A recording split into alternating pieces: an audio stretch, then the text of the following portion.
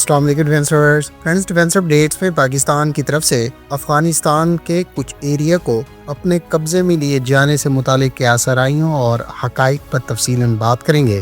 ایران کے ہاتھوں امریکہ کے ایویکس طیارے کی تباہی، پاک نیوی میں ہنگور کلاس سب مرین کی شمولیت، انڈونیشیا سمیت دیگر اہم بین الاقوامی دفاعی خبریں بھی اس ویڈیو میں شامل ہوں گی۔ So let's start.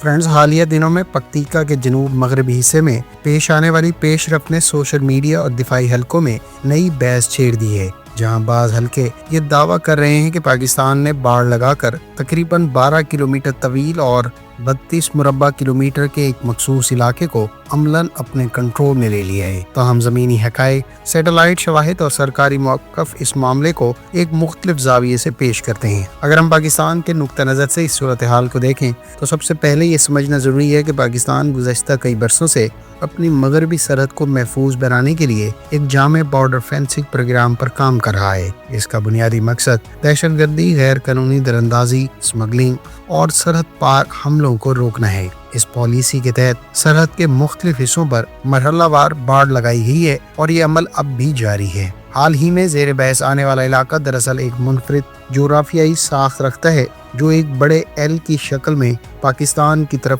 ابھرتا ہوا دکھائی دیتا ہے۔ سیٹلائٹ تصاویر سے ظاہر ہوتا ہے کہ یہ علاقہ پہلے ہی متنازع یا غیر واضح سرحدی ترتیب کا حامل تھا۔ مارچ کے اوائل میں اس علاقے میں نئی باڑ کی تعمیر شروع ہوئی جو چند دنوں کے اندر واضح طور پر نظر آنے لگی۔ پاکستانی نقطہ نظر کے مطابق یہ اقدام کسی نئی پیش قدمی یا علاقے پر قبضہ نہیں بلکہ سرحدی نظم و ضبط کو واضح کرنے اور سیکیورٹی کو مضبوط بنانے کا حصہ ہے۔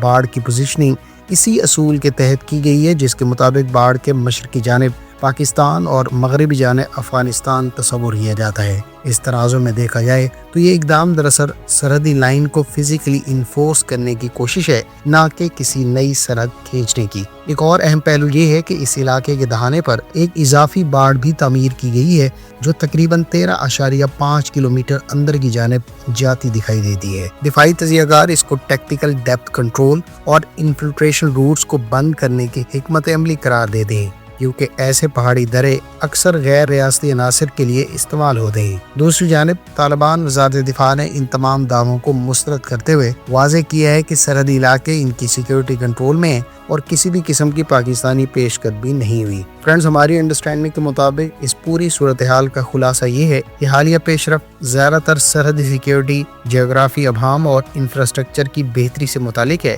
نہ کہ کسی واضح فوجی قبضے یا علاقائی توسیع سے۔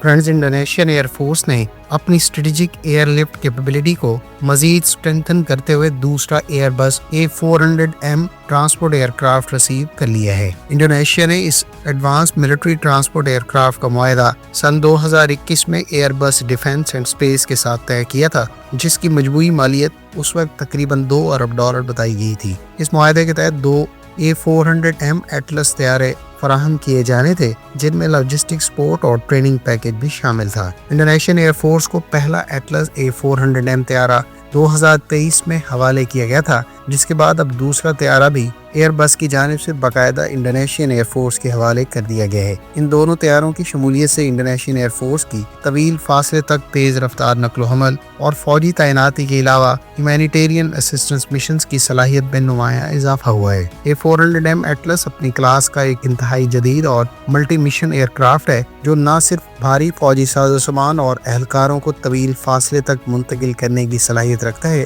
بلکہ یہ دشوار گزار اور انپریپیئرڈ رن ویز پر بھی بآسانی آپریٹ کر سکتا ہے۔ یہی خصوصیات اسے ڈیزاسٹر ریلیف، ایمرجنسی رسپانس اور اسٹریٹجک لاجسٹکس کے لیے انتہائی مؤثر بناتی ہیں۔ خیال رہے کہ A400M دراصل یورپین کنسورشیم کا اسٹریٹجک ایئر لفٹر ہے جو اس وقت نہ صرف کئی یورپین ممالک استعمال کر رہے ہیں بلکہ اسے دیگر اتحادی ممالک کو ایکسپورٹ بھی کیا گیا ہے۔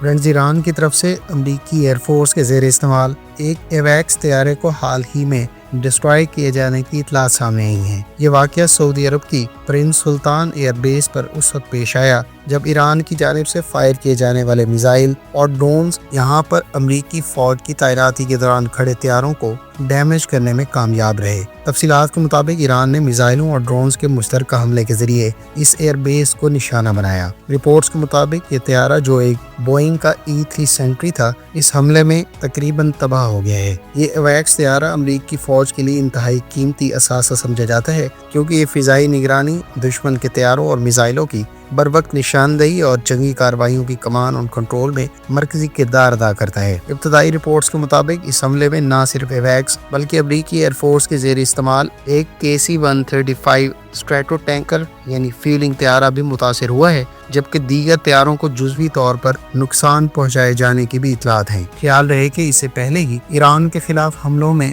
अमेरिका को ड्रोन्स और दीगर एसेट्स के हवाले से भी नुकसानात उठाने पड़े हैं, जिसमें अब तक 3 F-15 फाइटर एयरक्राफ्ट और 1 दर्जन के करीब MQ-9 ड्रोन्स और 3 KC-135 टैंकर एयरक्राफ्ट के डिस्ट्रॉय होने की इतलात सामने आ चुकी हैं, जबकि ये E-3 एवैक्स और एक KC-135 टैंकर तैयारा अब सऊदी अरब में भी मिसाइलों और ड्रोन्स का निशाना बने हैं। फ्रेंड्स, ताज़ा तरीन इतलात के मुताबिक पाक नेवी की जानिब से अंगूर क्लास की पहली सबमरीन को बाकायदा अपने फ्लीट में बहुत जल्द शामिल कर लिया जाएगा। ख्याल रहे कि पाकिस्तान नेवी की जानिब से चीन से 2015-16 में 8 अंगूर क्लास की सबमरीन्स ऑर्डर की गई थी, जिसके सिलसिले की 4 सबमरीन्स चीन में तैयार होना है, जबकि 4 ट्रांसफर और टेक्नोलॉजी के तहत पाकिस्तान में तैयार की जाएंगी। पाकिस्तान नेवी की जानिब से इन 8 सबमरीन्स के सिलसिले की 3 सबमरीन पहले ही डेवलपमेंट, सी ट्रायल्स और बाकायदा इंडक्शन के मुख्तलिफ फेजेस में है, जबकि मजीद सबमरीन्स की तैयारी तेजी से जारी है। पाकिस्तान नेवी की जानिब से अपने अंडर वाटर फ्लीट को फर्दर स्ट्रेंथन करने की वजह से इस सिलसिले की पहली सबमरीन को बहुत जल्द बाकायदा अपने फ्लीट में इंडक्ट कर लिया जाएगा। ये AIP यानी air independent propulsion submarines Pakistan navy को अपने सब सरफेस फ्लीट को फर्दर स्ट्रेंथन करने का बाइस बनेगी, जबकि इन सबमरीन्स से मुतालिक तफसीलन वीडियो हम पहले ही अपने चैनल पर आपके साथ शेयर कर चुके हैं। पाकिस्तान नेवी इस वक्त 3 फ्रेंच साख्ता अगस्टा 90B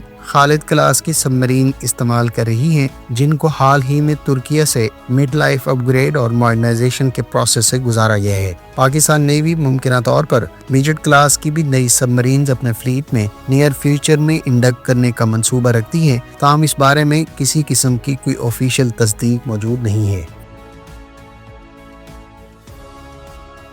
रूस की जानिब से भारत को S-400 एयर डिफेंस सिस्टम्स की बैटरीज को प्रोटेक्ट करने की गर्ज से पेंटसियर का लेटेस्ट वर्जन S-1M ऑफर कराया गया है। ख्याल रहे कि भारत ने हाल ही में रशिया से मजीद S-400 very long range air defence system की मजीद बैटरीज ऑर्डर करने का फैसला किया है, जबकि रूस की जानिब से भारत को एग्जिस्टिंग और फ्यूचर की एयर डिफेंस बैटरीज की प्रोटेक्शन की गर्ज से पेंटसियर सिस्टम ऑफर कराया गया है, जो क्लोज रेंज में क्रिटिकल एसेट्स को मुख्तलिफ नौइयत के थ्रेट से प्रोटेक्शन फराहम करता है। फ्रेंड्स, ये थी आज की डिफेंस अपडेट्स। उम्मीद है इस वीडियो से आपकी मालूमात में इजाफा होगा। मिलते हैं नेक्स्ट वीडियो के साथ। अपनी दुआओं में याद रखिएगा। अल्लाह हाफिज। पाकिस्तान जिंदाबाद।